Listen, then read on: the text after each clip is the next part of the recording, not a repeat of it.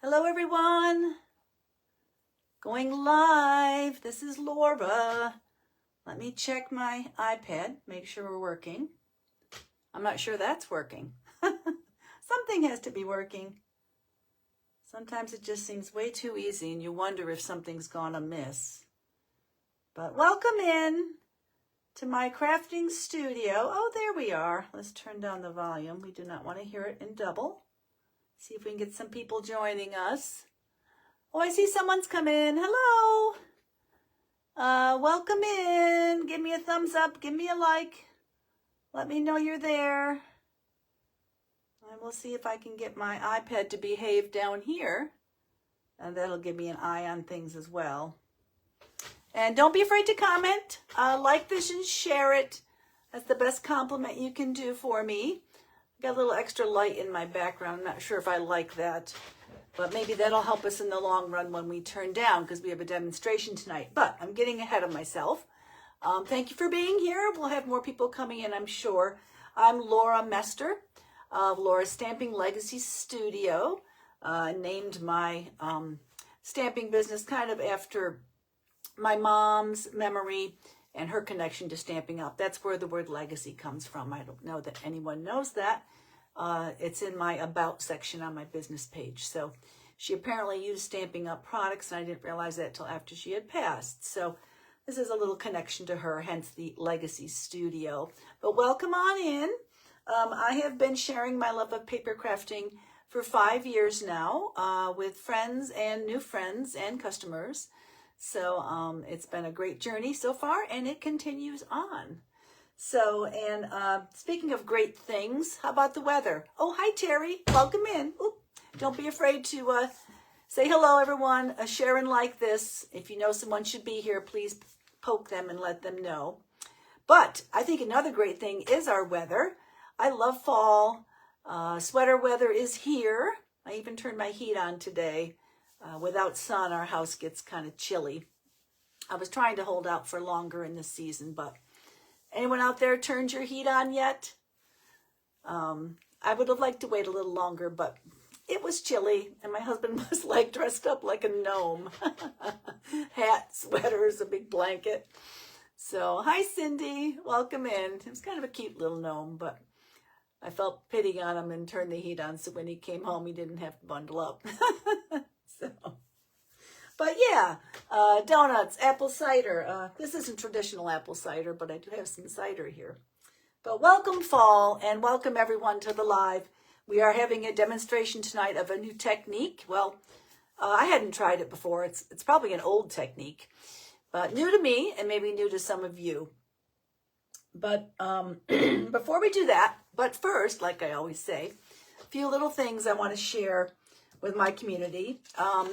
We use host codes a lot to connect orders to me, and I did create a new host code for the next month. So I will post this. I don't think I've posted it yet. I will post this in the group and on my page. So this is our next host code. That first letter is not a letter. That's a 9. It's weird. It dropped it down. It's a 9UU HGFSW. You don't have to write it down. I post it on both in the group and on my page. So if you place an order from me, please put that in the appropriate host code place. And if it gets to workshop stage, I pull a winner for the rewards of those that have ordered. The other new thing right now, I don't know, the previous Paper Pumpkin just closed, and we have moved on to the next one. So the next Paper Pumpkin is Warm Wishes. This, I guess, I've taken a look. Hi, Sylvia. Welcome in. Warm Wishes. Isn't that a good thing for all of us right now as it's getting chilly?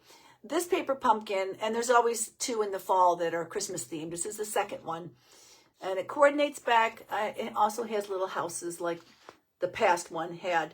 But this is more of a little treat box or a little treat container. I think it's got 8 little containers. I think they're little open-ended. I said it was 4 by 4. I think by 2, maybe it was 1.5, 4.5, 4.5, and 1.5. And there are food safe bags in there. So you could probably fit a small cookie or some candies in that. And there's 8 different in there. So that's the next one going forward. People always wish to know. And they are having a item that coordinates with it for sale for Paper Pumpkin people. It looks like a set of card bases and envelopes, but they're size 5x7, which is nice. A little larger helps when you want to use all that nice 6x6 DSP. So look for that in your information. Those of you that get Paper Pumpkin should have gotten emails about it.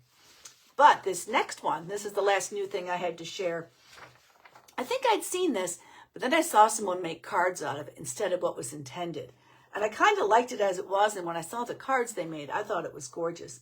There are obviously Paper Pumpkin kits, but there's also online kits. So that's what this next thing is.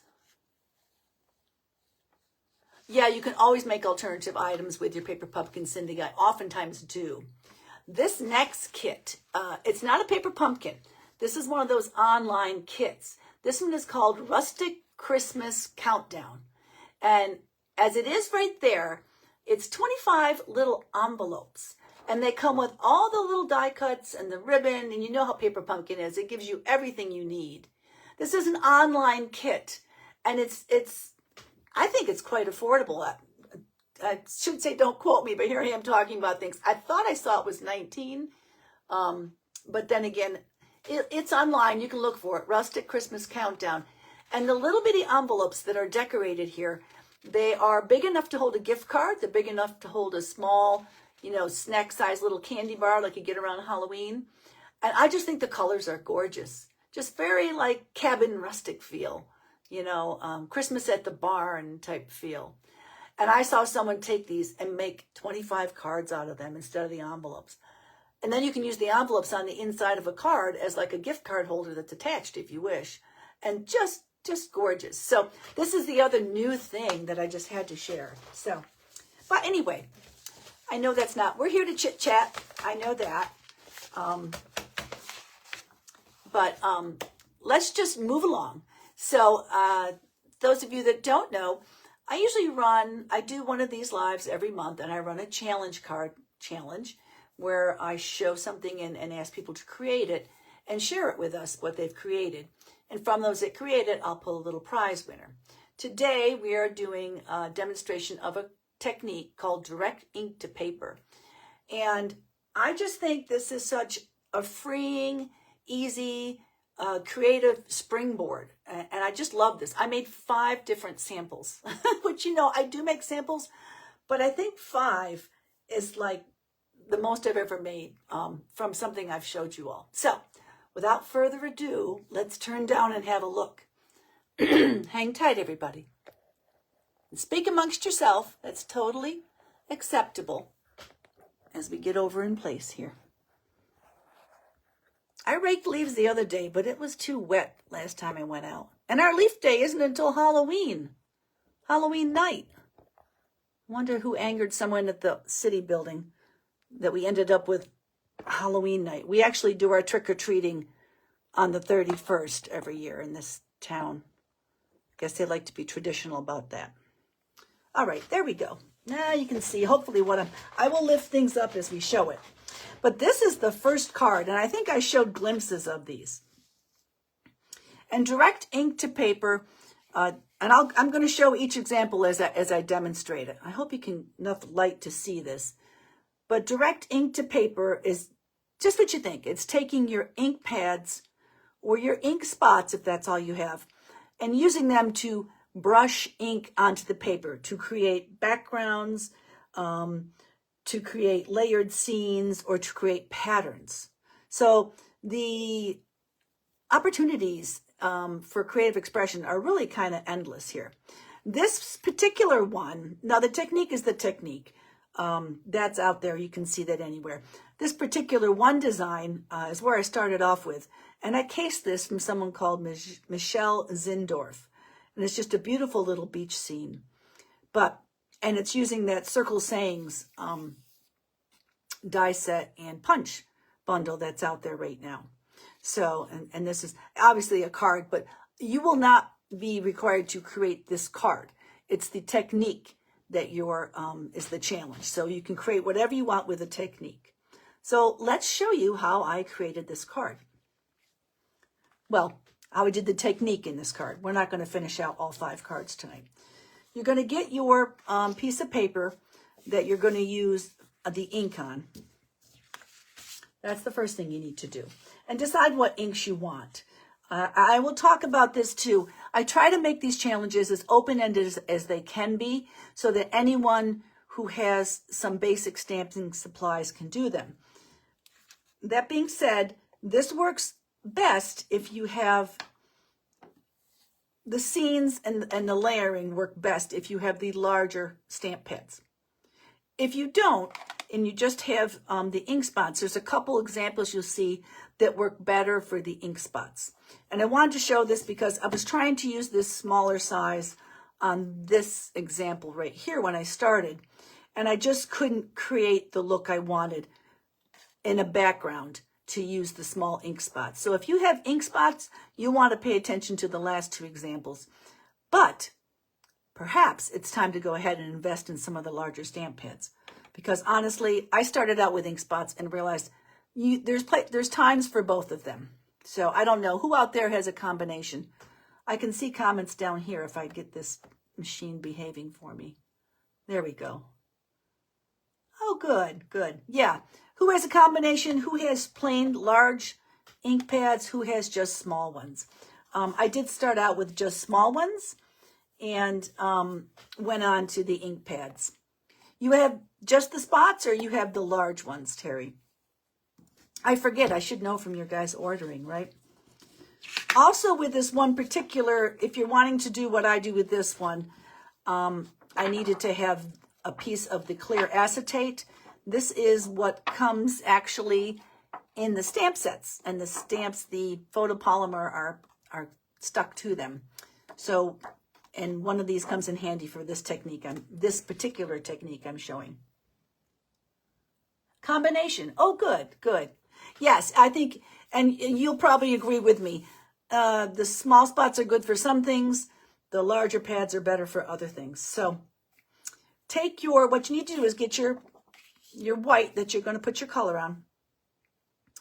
And then just open up your pads you're going to use. And make sure you have something behind you here that you don't worry about getting inky. It's best, and you're going to want to play with this. You're going to want to get some extra pieces of paper. Because you can see by looking at this, there's a color variation where I've been making things and I've been using the ink off of here. If your ink pad is extremely juicy, it's going to be tricky because it's going to grab on this paper. But it's all about creative expression. So just go with the flow, and practice a few times. So get this in you're going to want to bring a straight and well, not totally straight. You want a little bit of an angle to it as you go. And you're using the side where there's not as much plastic between the edge and the outer edge of your pad. So we're just going to create probably the top 2/3. I'm going to try to pull this along here.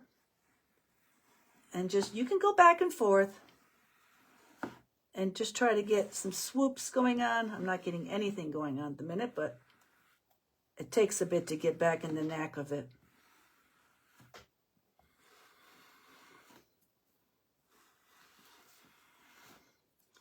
And whatever happens, I'm messing with my pad there. It's coming up. Hold still, girls.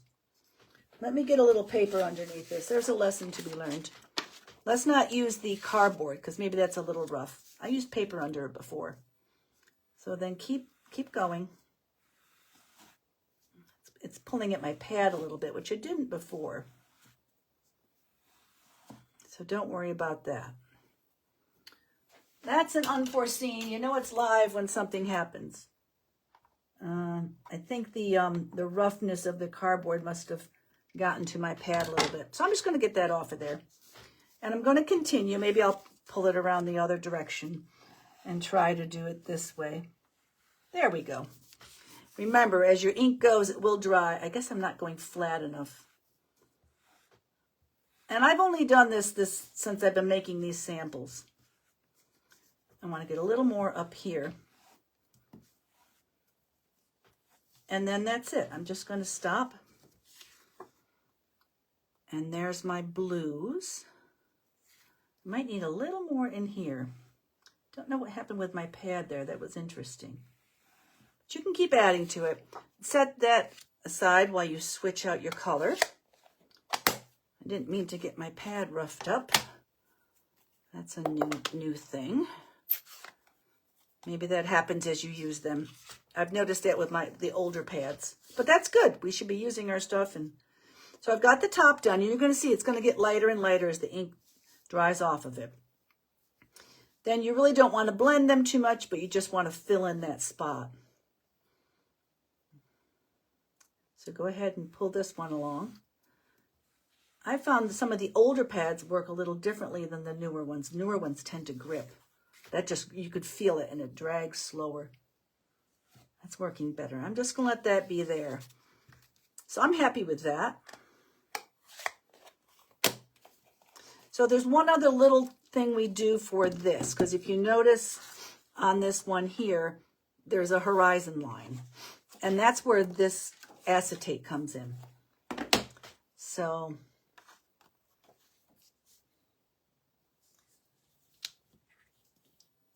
yeah, it does look like water if you turn it over.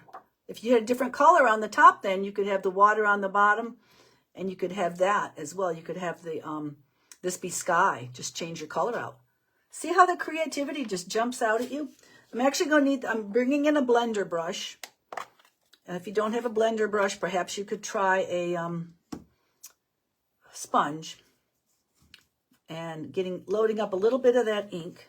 It's very juicy in one spot, and I've worn out the ink on the other spot, so I may have to add ink to my pad. I've got a little bit of wear on the end of it, but hey, that makes me feel good. I'm using my product. So what you want to do here now is you want to bring in from the top and try to keep it level. If you have a grid paper, you can do that. I've been very busy making cards. My grid paper is quite messy. Messy crafter is a happy crafter, right? And then give yourself where you think you want that horizon line to be. And then you're going to fill in underneath it just a little bit. So if you need some more ink, get it. It might be a little dark over there. Just try to hold it as steady as you can. You're just trying to get your line in there. I think that should do it. Getting a dark line. Now this is for this one particular example. And then when that dries, you'll see you're going to have that horizon line. So if you're looking at it in this direction, you've got the sand at the bottom, the water horizon there, and then up here. And if you want to, you could add in a little more color here and there. Just brush it in if you wanted to add a little more. But I wouldn't worry about it, because when you finish out the card, it looks beautiful. So that's one example. And what I did with this too, I will tell you, you can take this then, and in this, I don't know if you can tell, if I can get it up there good enough. This actually has, and I did post a picture of it. It is, I put it in an embossing folder and texturized it some. So, and it's funny because it doesn't look like much here and you're wondering, but when you pull it all together in the card, it just becomes magical. So that's the first example, using the larger ink pad, stamp pads. It's helpful, I find, to have an old rag around to wipe off some of the ink on stuff. If you start putting water on too soon, it just gets real messy. So let me put those two aside. The next one, I'll have to finish all these cards later then. That's exciting though. Is, what did I do next? I think I did this one next. And this is where I've used the panel in the background. So, and then layered on top of it. So I've had the grass and a sunset scene and the sky, and layered it behind the front panel on this card. So to do that one, I have my paper in the other orientation. Get this over this way. And you just do the same thing. So I'm just going to show you again. I just picked different colors. And I did the light. You want to be careful with your stamp pads. I know the ink will dry, but there'll be a little on it. So I wanted to start with the yellow in the middle. This is Lemon Lolly, actually. And then progress over with the green and the orange. And you want to make sure you've gotten the yellow the way you want it, just to be safe. So give it a pull across. There's your yellow, and you can do swoops to it. You can make little marks in it so it looks a little different. So there's the yellow. Okay, and here's the orange. I like the older pads for this a lot too. If you have some of the older ones, they work really great. There you go. See how that one I swooped along. I'm just going to do that with it. Might be better if you pull straight and don't get so much of the, this one's really inky. So much of the lines there, but you can go back and add a little more to smooth it out. And then once you get it behind something, if it's hidden, you won't notice as much. Yeah, I would prefer that to be more straight without the lines in the middle. But it's hard to know how it's going to turn out when you're all done. I will show you the examples from this tonight that I've made from these when I get them finished. And then just add some green at the bottom. Just swoop a little along there. Probably best to swoop and then push down rather than have a line appear. You're learning with me, isn't that great? Won't be much yellow in this one, but, and like I said, it's best to come all the way across if you can. So there's this one. He's a little dark. I'd like to go a little lighter if you can. It's my best advice. How about that? Did I emboss before or after? I embossed after. So that one will be very, see, now you can play with this. You could say, and I can turn it over and decide to do something different on the back. But once you play with it one time, I like the bottom. I wish I had gone straighter. The yellow came out really good. It's a very light color. And I wish I had more yellow. So I actually might, if it was me doing this for a card, potentially I might redo it because there's a couple things here I wished I did better. But that's what's great. And I suggest, even if, I know I'm very protective of my Stampin' Up! Papers, and I have a few scrap papers I use when I'm playing. In fact, this one may be a scrap paper. It's a less desirable brand, let's say, that I may have had left over from somewhere. So just keep playing until you create them. But I didn't have to practice that much. So there's one more example. And then you can use that, like I said, layered behind. I think this one you can see I had a lot lighter hand on it. So I apparently am heavy-handed tonight. I'll try to lighten up on the next one. So moving right along, this next one is, yeah, this, I wanted just blocks of ink, pattern, so it creates kind of a pattern on it, but I wanted white in there as well, at least for these first two. So I tried one vertical, and I tried one horizontal. Just a couple complementary colors. And then I silhouetted stamps. So these next few examples, I have a couple examples where you're putting down color and it's a silhouette type stamping that you're doing with black ink on it. And that's what I did with these two. I did step it up one more time with this one. And we'll talk about this a little later. Well, we should talk about it now. I did more of a full color without the white. I actually had a full panel and then went from there in a different creative direction. Full panel color on this. I cut it down. And this right here I've been dying to show you is an online exclusive designer series paper. I hope that's not glaring too much. There's 3 different patterns in here. Silver, there's gold, and I think there's copper. And you can emboss resist with this paper. And what that means is you're not embossing the paper. The foiling on it acts as embossing.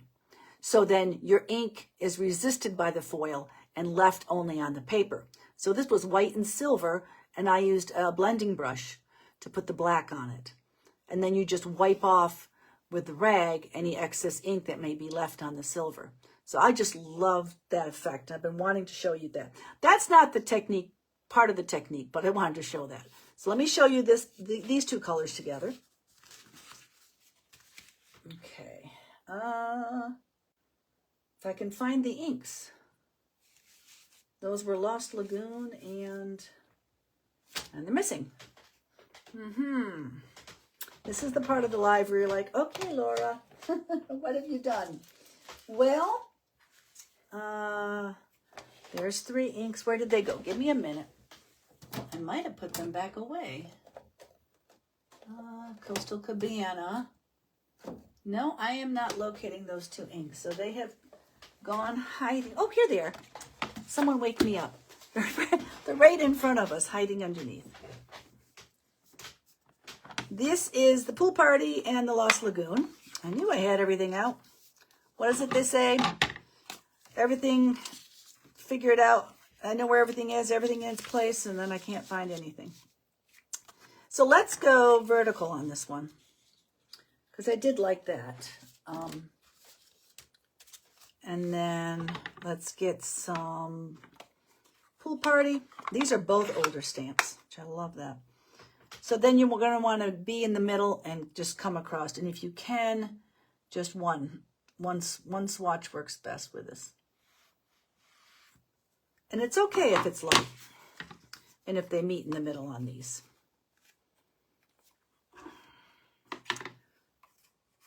Laura, resist the urge to put more ink on, right? Someone stop me. Lighter can be better. Because I think my favorite one, oh, I may have it somewhere else already. I think it's laid out on my thing. Let's pull this one. Ooh, that's a dark one. So now that I've gone that dark on that side, I might have to add a little more ink. But you can do it. Just meet in the middle and go. That helps. I like that. Okay. And then by the time you put it all together, everyone thinks you intended it to be that way. So just trust in yourself. All right. So that's the other one. So we've done 3 so far. Now this next one. Oh, this is pretty.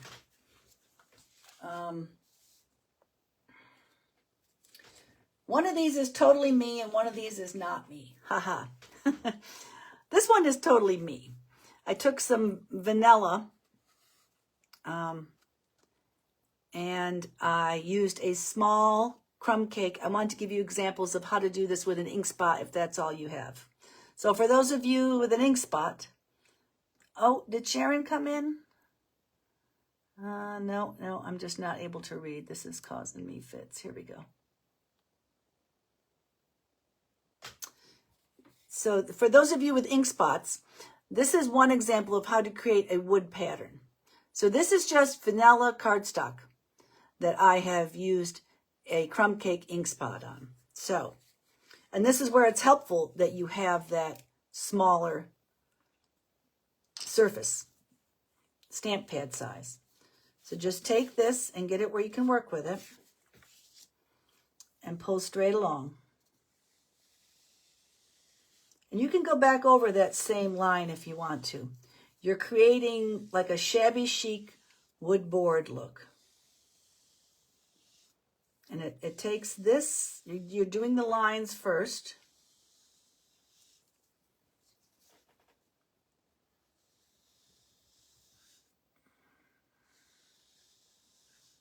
And this one, if you go back over, it adds more depth. So don't be afraid. I kind of like what's going on there, so I don't want to mess that up. So you also want to, with this, you want to get your edges and run across the top with them like that. Because you're distressing this because it looks like an old wooden board. And then like this. And then just get all your edges distressed like that. Then you can go back in, and it kind of started doing it here. It made little wood knots. You can, I wouldn't push in one direct spot. I would just kind of just little circular to add some more ink to there. And you could actually add a little knot over there, or add a little something, be a little darker in here, or a little darker in there. So I love, I mean, you could just go forever. But this needs to be a little darker down here, I think. Isn't that really kind of, look at that. I love that. This comes out perfect every time. So, and then I haven't figured out what to do with this yet. I only had time to create the example of the background, but you could easily use this as a layer to create any kind of card. And just that simply. Because how often are we doing things? We made the fence card the other day, and you could create your own wood panel paper just that easily. So, and then one more example, girls. Thank you for bearing with me tonight. So who's going to do what kind of card? Well, you got one more to see before you decide on that. So this is that was totally me, right? This is totally me. I'm naturalistic, wood board, mushrooms, snails, birds. This is out of my realm. I do like colors as well, but just bright and bold and beautiful. So this is another example of using the ink to make a silhouette type card. And this is all based on sentiments. So you can just have any kind of sentiment you want. That's cheerful, of course. So a friendship card, a birthday card. This would be great for a birthday card. And you could pull together, you know, just not something so dark you wouldn't be able to read through it. But unless you wanted to emboss white on top of it. But so, and just take your colors. And just like we did for, I'm going the opposite direction. But just like we did for the that last one that was the board, just pull it straight across. And if the color doesn't go the way you want it, just keep going. That's Bumblebee, and it's a little dry. You're going to have to just play with your, and it doesn't have to be a solid line across. It could be partial as well. Tahitian Tide. I just picked some colors. That's probably enough of that one. Sweet Sorbet. This was an in color. I think the same time that Tahitian Tide was. Little lacy look. Almost looks like ribbon, like organza ribbon, right? I love this green. A little solid on the green would be nice. Okay. And then who wouldn't be complete without, that was Parakeet Party, by the way. And some fresh freesia. I'm going to go this way. Get a little extra on the fresh freesia.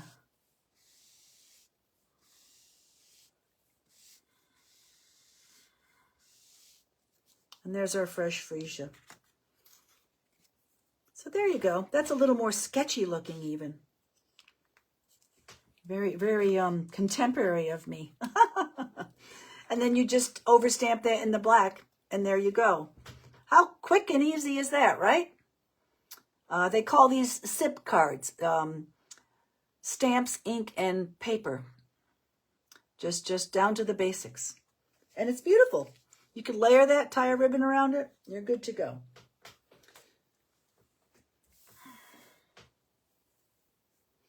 So that's it, everyone. Let me go ahead and turn us up. Oh, I talked about the challenge. I didn't tell you when it was due. And you got to tell me what kind of cards you're going to make. Any idea? Okay, you like those? They're all different. I mean, it's amazing how different they are. The challenge cards, make sure you complete them and post them by the 29th. Let me go ahead and turn this up so we can say goodbye. Hold tight, everybody. If I can get this thing to behave. There we go. That wasn't bad. Oh, you like the wood panel, Terry? Yeah. That's probably my, I don't know. I loved them all. I loved the ocean one. I have to learn to love, I guess, the wildly colorful ones. Yeah, they're all, any ones that you just use stamp, ink, and paper on, they're in a category of card making called SIP. So there's a lot of cards that can fit into that. It's really hard because a lot of times I like to throw an embellishment and then that takes it out of the category technically. But yeah, there's a lot of different ways to put things together. I'm going to look forward ahead to what's coming up next too. And the next thing, I have something this month. It's crop time for a crop. A lot of people like to scrapbook and crop and do paper crafting together. And this is the month where I do one of those events. I will be at St. Philip's down on Route 8 in Melbourne on the 27th and 28th. Yes, 27th and 28th. And they are going to have probably 90 ladies there. So it's a lot of fun. It's for a good cause. I think they might still have room. If anyone's interested, message me and I'll try to get you the information to attend that if you wish.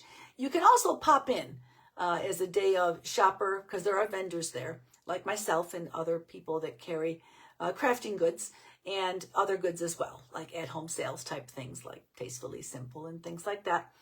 And they have raffles. The ladies there that run this for the school, they have a large raffle table and people can put in chances on those as well. So, and you could visit and say hi to me. I always have a make and take. So that's what's going ahead for me, other than getting the furnace back on from being off for the season and trying to stay cozy and crafty. So thank you all for watching tonight.